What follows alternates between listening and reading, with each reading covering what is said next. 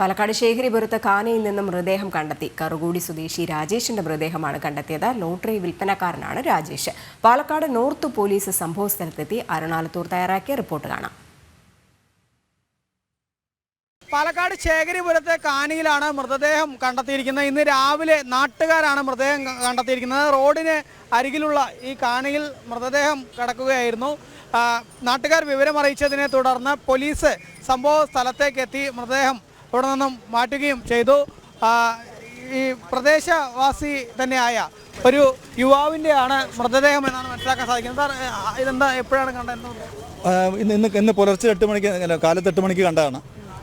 ഒരു കാനയിലുള്ളിൽ തലകുത്തി കിടക്കുന്നതായിട്ട് കണ്ടായിരിക്കും. അപ്പോൾ ഇന്നലെ രാത്രി വല്ല അബദ്ധത്തിൽ വീണിരിക്കാനേ സാധ്യത.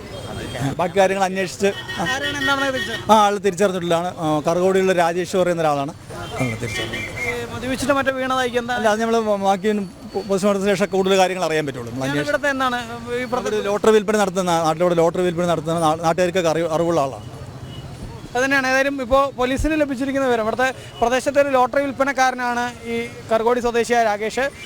എങ്ങനെയാണ് ഈ അപകടം സംഭവിച്ചിരിക്കുന്നത് എന്നുള്ളത് പോലീസിനെ കൂടുതൽ അന്വേഷിക്കേണ്ടതുണ്ട് എന്നുള്ളതാണ്.